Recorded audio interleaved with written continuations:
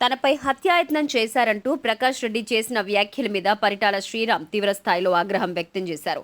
అనంతపురం నగరంలో hotel SR గ్రాండ్లో Kalyanadurgam MLA Amilineni Surendrababu, Madakasira MLA MS రాజుతో కలిసి ఆయన మీడియా సమావేశంలో పాల్గొన్నారు. ఈ సందర్భంగా శ్రీరామ్ మాట్లాడుతూ ప్రకాష్ రెడ్డి గన్మెన్ల కోసం ఇలాంటి డ్రామాలు ఆడడం ముందు నుంచి అలవాటు ఉందన్నారు. జాయింట్ వెంచర్ అంటూ ఇందులో కళ్యాణదుర్గం ఎమ్మెల్యే సురేంద్రబాబుని కూడా లాగడం పట్ల శ్రీరామ్ తీవ్రస్థాయిలో ఆగ్రహం వ్యక్తం చేశారు. అసలు నువ్వు శ్రీకంఠం సర్కిల్లో చాప వేసుకుని పడుకున్నా కనీసం పలకరించేవారు కూడా ఉండరన్నారు. అసలు ఈ స్థాయి ఏంటో ఒక్కసారి ఆలోచించుకోవాలన్నారు. అతి ముఖ్యంగా గన్మెన్ల కోసము యాక్సిడెంట్ అనే దాన్ని ఏదో తన మీద పెద్ద ఇన్సిడెంట్ జరిగింది అనే దాన్ని ప్రూవ్ చేసుకుంటూ వెళ్ళిపోయిన గన్మెన్లని మరీ తిరిగి తెచ్చుకునే ప్రయత్నంలో భాగంగా ఒక కొత్త డ్రామా, ఇది కొత్త డ్రామా అని చెప్పకూడదు, పాత డ్రామా అని చెప్పాలి. ఎందుకంటే జరిగిన ఈ సంఘటనని ఒకసారి మనము గతాన్ని ఒకసారి గుర్తు చేసుకుందాం. 2009 ఎలక్షన్లలో ప్రకాష్ రెడ్డి మొట్టమొదటిసారి రాప్తా నియోజకవర్గానికి పోటీ చేయడం జరిగింది. ఆ టైంలో గాదకుంట అనే గ్రామంలో చిన్నపాటి ఘర్షణని చూపెట్టుకొని ఆ రోజున్న రాజశేఖర రెడ్డి గారి దగ్గరికి వెళ్ళి ఈరోజు ఎట్లయితే ఏడుపులు పెడబొబ్బులు పెడుతున్నాడో అదే రకంగా ఆ రోజు ఏడుపులు పెడబొబ్బులు పెట్టి అక్కడి నుంచి గన్మెన్లని ఆ రోజు తెచ్చుకోవడం జరిగింది. గన్మెన్లు వచ్చినప్పటి నుంచి ఆ రోజున్న హంద్రి నివాలోని కాంట్రాక్టర్ని కావచ్చు, సబ్ కాంట్రాక్టర్ని కావచ్చు, రియల్ ఎస్టేట్ వాళ్ళని కావచ్చు, అందరినీ బెదిరించి వసూళ్లు మొదలుపెట్టినప్పుడు అదే కాంగ్రెస్ గవర్నమెంట్లో ఇతను కూడా ఒక నియోజకవర్గ స్థాయి ఇన్ఛార్జ్. అలాంటి కాంగ్రెస్ గవర్నమెంట్లో ఇతను నియోజకవర్గ స్థాయి ఇన్ఛార్జ్గా ఉన్నప్పటికీ అదే కాంగ్రెస్ గవర్నమెంటు ఇతని గన్మ్యాన్లను తొలగించింది.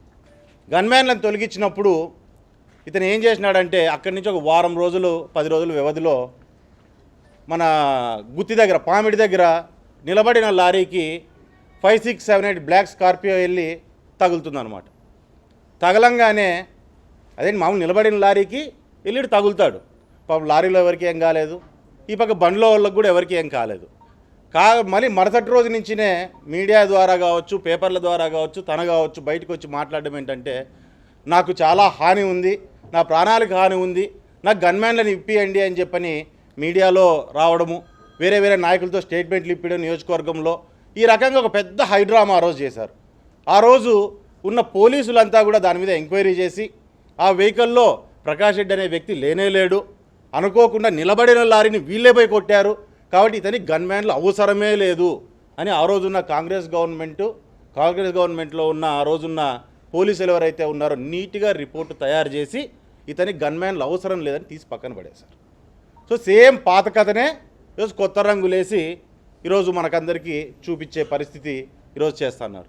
ఈరోజు సురేంద్ర గారిని చూడంగానే ఏంట్రా బాధ అంటే ఇందాక అన్న చెప్పినట్టుగా ఈ జిల్లాకు లైఫ్ లైన్గా నిలబడిన హంద్రినివా కాలువ ఏదైతే ఉందో ఆ రోజున్న పరిస్థితుల్లో గవర్నమెంట్ సపోర్ట్ తీసుకొని ఇతను పూర్తి స్థాయిలో అతని స్థాయికి మించిన వర్కుల్ని తీసుకోవడము, పనులను పూర్తి చేయకోకుండా 7-8 ఏళ్ళు ఆ ప్రాజెక్టు డిలే అయ్యే పరిస్థితి, పూర్తి ఫండింగ్ ఉన్న ప్రాజెక్టు డిలే అయిపోయే పరిస్థితుల్లో ఉన్నప్పుడు ఇక్కడ మాత్రమే కాదు, మొత్తం ఎక్కడైతే ఫేజ్ 2లో ఉన్న కాంట్రాక్ట్ పనులన్నింటిలో కూడా కాంట్రాక్టర్లు ఎక్కడైతే పని చేయలేని పరిస్థితి ఉందో వారందరినీ వాళ్ళు చేస్తారా లేదా అని వాళ్ళని అడిగి తొలగించి కొత్త కాంట్రాక్టర్లకు పాత రేట్లతో ఆ రోజు వర్కులు ఇవ్వడం జరిగింది. ఎందుకు ఈ హంద్రినివా అనేది ఫినిష్ అయిపోతే రాయలసీమ ప్రాంతానికి నీళ్ళు వస్తే సస్యామలంగా మారుతుంది. ఇది కాంట్రాక్టర్ని బాగుపరచడానికి కాదు, రాయలసీమ ప్రాంతాన్ని బాగుపరచడం కోసం ఈ ప్రాజెక్ట్ అని చెప్పి ఆ రోజు టీడీపీ పార్టీ తీసుకున్న నిర్ణయాల్లో భాగంగా ఆ రోజు సురేంద్ర గారికి ఎస్ఆర్సీ కంపెనీకి ఆ రోజు ఆ వర్కుల్ని బలవంతంగా ఇవ్వడం జరిగింది. బలవంతంగా మా పనులు అయిపోవాలి, తొందరగా పాత రేట్లకు కానీ మీరు చెయ్యండి అని చెప్పి కట్టబెట్టడం జరిగింది. లాస్ ఆఫ్ ప్రాఫిట్ నెత్తినేసుకొని జిల్లా కోసం అనగానే ఆయన కూడా ముందుకు వచ్చి త్యాగంగా ఆ వర్క్ని ఫినిష్ చేయడం జరిగింది. అతి త్వరలోనే, అంటే 2-3 ఏళ్ల సమయంలోనే 7 ఏళ్ళగా నిలబడిపోయిన వర్క్ని పాత రేట్లతో చేసి నీళ్ళను బ్రహ్మాండంగా రాయలసీమ ప్రాంతంలోకి, ముఖ్యంగా మన అనంతపురం జిల్లాలోకి నీళ్లు రావడంలో ముఖ్యంగా ఎస్ఆర్సీ కంపెనీ ఒక ముఖ్య పాత్ర పోషించిందనే విషయాన్ని నేను తెలియజేస్తున్నాను. అదే రకంగా ఆ రోజు నుంచి ఈయన మీద చిన్నపాటి ఒక కక్ష అనొచ్చు, లేకుంటే ఒక అసూయ అనొచ్చు, లేకుంటే మేము ఇంకా డబ్బులు తినేవాళ్ళము, వీళ్ళొచ్చి వర్క్ ఫినిష్ చేసేసి మాకేదో ఇక్కడ ఏదో పేరు తెచ్చేశారు తెలుగుదేశం పార్టీకి అనే పరిస్థితి కావచ్చు. ఎందుకంటే ఆ రోజు ఉన్న పరిస్థితుల్లో ఎస్ఆర్సి సురేంద్ర గారు కానీ పార్టీలో వ్యక్తి ఒక ఎమ్మెల్యే కాదు, ఒక కాంట్రాక్టర్గా ప్రాంతం మీద ఉన్న అభిమానంతో ఆయన చేసిన పని. ఆ రకంగా ఆయన మీద పూర్తి స్థాయిలో ఒక రకమైన ఒక దీన్ని పెట్టుకోవడం జరిగింది.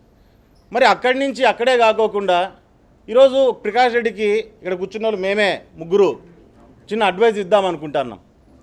గన్మెన్లు తెచ్చుకోవాలంటే చాలా దారులు ఉన్నాయి. గన్మెన్లు తెచ్చుకోవాలంటే చాలా దారులు ఉన్నాయి. కోర్టుకు పోవచ్చు, ఎస్పీ గారిని అడగొచ్చు, లేకుంటే కోర్టుకు పోయి పేడ్ గన్మెన్లు తెచ్చుకోవచ్చు. ప్రాణాల మీదకి తెచ్చుకోవద్దు ప్రకాష్. మేమంతా అడ్వైజ్ చేద్దాం అనుకుంటాం. పాపం ఇంట్లో నీ భార్య గురించో, కూతురు గురించో, కొడుకు గురించో కొంచెం ఆలోచన చేసుకో. నెత్తికి తెచ్చుకోవద్దు. నెత్తికి తెచ్చుకొని గన్మెన్ల కోసం ప్రాణాల మీదకి తెచ్చుకున్న ప్రకాష్ రెడ్డి అని పేపర్లో పడడం కూడా చాలా గలీజ్గా ఉంటుందనే విషయాన్ని ఒకసారి గుర్తు చేసుకోవాలి. అదే రకంగా జాయింట్ వెంచర్ అంట. జాయింట్ వెంచర్లో అతను ఏదో చంపడానికి కుట్ర చేశారని. నిన్ను చంపడానికి జాయింట్ వెంచర్ అవసరమా? పాప మా డ్రైవర్ తూగిందంటే మొన్న కేసు, నిన్న పిఎం, ఈరోజు ఇంట్లో ఊదిగడ్ల వాసన.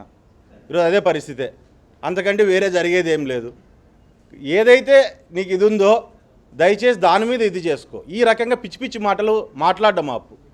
నువ్వు ఒక ప్రజాప్రతినిధి, 3 సార్లు పోటీ చేశావు, ఒకసారి గెలిచావు. కనీసం ప్రజల్లోకి వెళ్ళినప్పుడు ఏ రకంగా మాట్లాడాలనేది నేర్చుకో. ఎన్నిసార్లైనా నాకు తెలిసి మీ పార్టీకి ఫస్ట్ నుంచి వచ్చింది వెనతో పెట్టిన విద్య అనుకుంటా. ఇట్లా పిచ్చి పిచ్చిగా మాట్లాడడం, ఏది పడితే సంబంధాలు లేకుండా మాట్లాడడం. ఈరోజు ఏమన్నా అంటే జాయింట్ వెంచర్ చేశారు, నాదేమన్నా పీకుతారా అంటారు. నీది పీకడానికి ఏమన్నా నీ ఫ్రెండ్మా, లేదంటే నీ పార్టీ కార్యకర్తలా, నీ లీడర్లా, లేదంటే నీ ఇంట్లో వాళ్ళ, లేదంటే నీ చుట్టంలో వాళ్ళ? మేము ఎవరు పీకుతారు? పో, ఖాళీగా ఉన్నాడు మీ లీడర్ ఆడ తాడేపల్లిలో, బెంగళూరులో ఉంటాడు. పోయి నువ్వు ఆయన ఓ 4 వీకు జగన్ నీ ఓ 4 వీకుతాడు, సరిపోతుంది. దానికి ఏది నాది పీకుతారా? నాది ఏది పీకేది నీది? నువ్వే పీక్కోపో జగన్ది, సరిపోతుంది. మేము ఒకరు పీక్కుంటే బాగా సరిపోతుంది. ఇవన్నీ పనికిమాలిన మాటలు. ప్రజల ముందుకు వచ్చినప్పుడు ఒక నాయకుడు అనేవాడు నియోజకవర్గంలోని సమస్యలో, జిల్లాలోని సమస్యలో ఇవన్నిటి గురించి మాట్లాడుకోకుండా ఈ రకంగా పిచ్చి పిచ్చి మాటలు మాట్లాడుకుంటూ ఇది చేసుకొని రావడం అనేది కూడా సరైన పద్ధతి కాదు. కాబట్టి ప్రకాష్ రెడ్డి ఖబర్దార్, నువ్వు మాటలు జాగ్రత్తగా రాని. ఈరోజు నారా లోకేష్ గారి గురించి మాట్లాడుతున్నావు, సురేంద్ర గారి గురించి మాట్లాడుతున్నావు. వాళ్ళ లైఫ్లో ఒక అచీవ్మెంట్ ఉంది వాళ్ళలో. ఈయన చిన్న వయసు నుంచినే కాంట్రాక్టులు చేసుకొని ఈరోజు వందలాది మందికి ఉద్యోగ అవకాశాలు కలిగించారు. ఇదే నియోజకవర్గంలో ఒక బాధితైన ఎమ్మెల్యేగా ఈరోజు రోడ్లు కానీ వాళ్ళ చెరువులకు నీళ్లు రావాలని, బీటీపీ ప్రాజెక్ట్ కంప్లీట్ చేయాలని తపన పడుతున్నాడు ఆయన. అట్లాంటి వ్యక్తి గురించి నువ్వు మాట్లాడాల్సిన అవసరం లేదు. అన్నిటికంటే ముఖ్యంగా నారా లోకేష్ గారి గురించి నీ స్థాయి ఒక్కసారి ఆలోచన చేయి. నీకు పెద్ద హైవే వేస్తేనే స్ట్రైట్గా పోలేవు. టార్గెట్ లోకేష్, నువ్వు నా టార్గెట్ అంటున్నావు. స్ట్రైట్గా హైవే వేస్తే హైవేలో స్ట్రైట్గా పోలేకపోయి బండిని తగిలించుకున్నావు. నువ్వు మాట్లాడుతున్నావు, నువ్వు టార్గెట్ నువ్వే నాకు అని చెప్పని. నీ స్థాయి ఏంటి?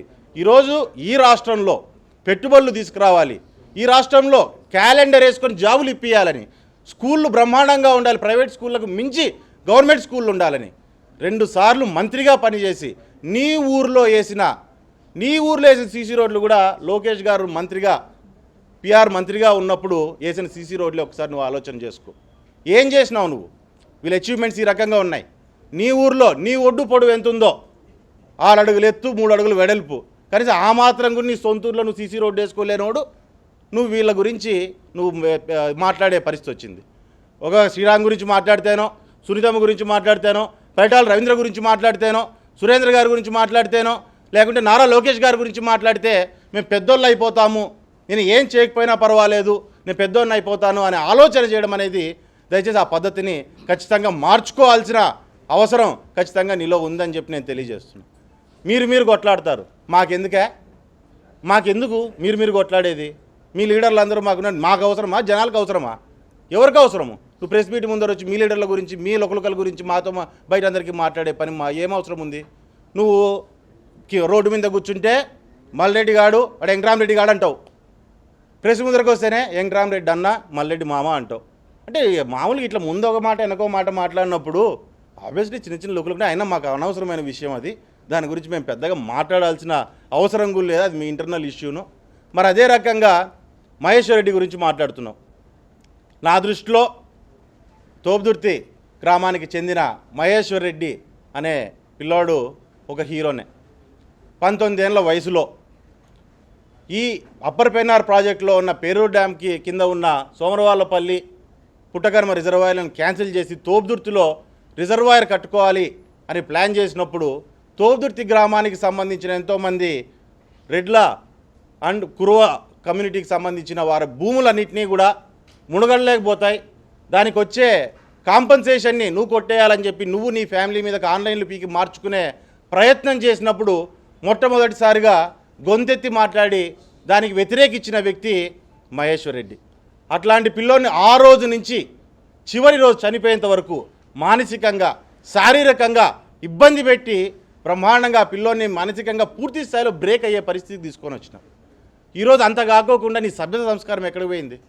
మీడియా ముందర వాళ్ళ భార్య గురించి వాళ్ళకున్న వేరే వేరే దీనిల గురించి ఇవి ఉన్నాయి అవి ఉన్నాయి అట్లా చేసినారు ఇట్లా చేసినారని చెప్పి మాట్లాడే అంత దీనస్థితికి నువ్వు దిగజారావు. నువ్వు మహిళల గురించి జనరల్గా నీకున్న ఒపీనియన్ ఏ రకంగా ఉంటుందనేది ప్రజలందరికీ ఇంతవరకు నీ ప్రెస్ మీట్లు కావచ్చు, మీటింగులు కావచ్చు, నువ్వు మాట్లాడే పద్ధతులు కావచ్చు చూసినప్పుడు ప్రతి ఒక్కరికి అర్థమవుతుంది నువ్వు ఏ రకంగా మాట్లాడుతావు మహిళల గురించి, ఏ రకంగా మహిళల పట్ల నీకున్న గౌరవం ఏంటి అనేది కూడా పూర్తి స్థాయిలో ప్రజలందరికీ అర్థమయ్యే పరిస్థితుంది. ఈరోజు ప్రజల్ని రకరకాలుగా మహిళలనే ఇదే నియోజకవర్గంలో అమ్మ డైరీ పెట్టి ఒకరి దగ్గర 10,000 రూపాయలు వసూలు చేసి 6-7 కోట్ల రూపాయలు 3 ఏళ్ల పాటు నువ్వు అకౌంట్లో పెట్టుకొని దాన్ని చూపించి నువ్వు లోన్లు దొబ్బి ఈరోజు రిటర్న్ వాళ్ళకు ఒక 3-4 ఏళ్ళు అయిపోయిన తర్వాత పిలిపించి ఒకరికి 10,000 రిటర్న్ ఇచ్చినావు. మళ్ళీ 6% ఇంట్రెస్ట్ ఎక్కడికి పోయింది ప్రకాష్ రెడ్డి? నిన్ను నమ్ముకొని డబ్బులు ఇచ్చిన వాళ్ళు నీ పార్టీ వాళ్ళే లాస్ట్కి ఇది దొంగడైరి అని చెప్పని పాలు పోయడానికి కూడా భయపడే పరిస్థితికి వచ్చింది. దాన్ని ఈరోజు మూసేసుకొని ఈరోజు గవర్నమెంట్కి ఇస్తానంటావు కానీ అమ్ముకోవడానికి మాత్రం బయట ప్రయత్నం చేస్తాను. నువ్వు చేసిన మోసం ప్రజలందరికీ తెలిసి మార్కెట్లో తెలిసి నీ అమ్మ డైరీ కొనడానికి కూడా ఎవరు ముందుకు ధైర్యం చేయలేని పరిస్థితి ఈరోజు వస్తుంది. సో ఈ రకంగా నువ్వు మహిళల పట్ల చూపించే ఏ రకమైన ఉద్దేశం నీకు ఉందనే విషయాన్ని కూడా పూర్తి స్థాయిలో ప్రజలందరికీ కూడా అర్థమవుతుంది. దయచేసి ఈ పద్ధతులు మానుకో, ఈ రకంగా చిల్లర మాటలు మాట్లాడేది మానుకో. ఈ మాట్లాడడం వల్ల నీకు వచ్చే బెనిఫిట్ ఏం లేదు. నువ్వు బయట మాట్లాడుతుంటే జనాలు నిన్ను జోకర్గా తీసుకుంటున్నారు. నీకు అర్థం కావట్లేదు, నువ్వు జోకర్గా తీసుకుంటున్నారు. మరీ నీకు క్లియర్గా చెప్తున్నాం, నీకు గన్మ్యాన్లు కావాలంటే అప్లై చేయగానే దయచేసి ఇట్లా పనులు చేయొద్దు. ఈరోజు తెలుగుదేశం తరఫున మేము ముగ్గురు చెప్తున్నాం, శ్రీకంఠం సర్కిల్లో సాపేసుకొని మనకు నైట్లో కుక్కలు కూడా ముగ్గు చూడవు. బతుక్కోపో, నిన్నెవడు మాట్లాడిచ్చేవాడు లేడు, నిన్నెవడు ఇది చేసేవాడు లేడు. ఒక నెల రోజులు గన్మ్యాన్ లేకపోతేనే ఇంత హడావిడి అయిపోతుంది, నీకు ఇంత టెన్షన్ పడిపోతున్నావే, బయటికి రావాలంటే ఇదవుతున్నావే. ఉత్తర కుమారుడు ఉన్నట్టున్నావు నువ్వు కూడా. రథము తోలవు, యుద్ధము చేయవు. యుద్ధం ఏమి కార్యకర్తలతో చేపిస్తావు, రథం తోలుతావా అనుకుంటే దాన్ని కూడా కార్యకర్తలతో చేపించి వాళ్ళు ఎత్తిన భారాలేసి నెలకు 2 నెలలకు ఒకసారి వచ్చి తిక్కకూతలు కూసి ఏదో పెద్దగా మాట్లాడేసిన అనుకుంటావు. కానీ ఒకటి గుర్తుపెట్టుకో, నీ స్థాయి ఏంటనేది. నారా లోకేష్ గారు కావచ్చు, సురేందర్ గారు కావచ్చు, ఆఖరి నియోజకవర్గంలో మాకే నువ్వు గుర్తుండవయ్యా సరిగ్గా. నిజంగా ఒకడు ఉన్నాడు ప్రకాష్ రెడ్డి అనేది, ఎప్పుడో తిక్కకూతలు కూసినప్పుడు ఒకటి గుర్తొస్తావు నువ్వు. ఎవరికి గుర్తుంటుంది? నారా లోకేష్ అనే వ్యక్తికి ప్రకాష్ రెడ్డి అనేవాడు ఒకడు ఎగ్జిస్టెన్స్లో ఉన్నాడని కూడా నాకు తెలిసి గుర్తుండదేమో, తెలియదేమో. ఆయనకి టార్గెట్, ఆయన వచ్చి వీడి కోసం ఫ్లైట్ వేసుకొని వచ్చి వీడికి వచ్చి ప్లాన్ చేసి ఈయన పదనే లారీ తొగ్గుద్దండి అని చెప్పి అక్కడ మాట్లాడడానికి ఏమైనా అర్థం ఉండాలా? మాట్లాడే దాంట్లో ఒక అర్థం అనేది ఉండాలి. కాబట్టి దయచేసి మీకు చెప్తున్నాం, ఆయన స్థాయికి మాట్లాడితే నారా లోకేష్ గారి స్థాయికి నువ్వు వెళ్తాననుకోవడం అనేది నీ అవివేకం అనే విషయాన్ని నువ్వు ఇది చెప్తున్నా. దయచేసి నీ పార్టీకి ఏదైతే పద్ధతులు ఉన్నాయో ఆ పద్ధతులు మార్చుకోండి. అందులోని ఈ జిల్లాలో నీకు చేతనైతే ప్రజలకు పనిచేయి, అంతేగాని పక్కనోళ్ళ మీద బట్టగాలు చేసి పబ్బం గడుపుకోవాలనే ప్రయత్నం చేయొద్దు.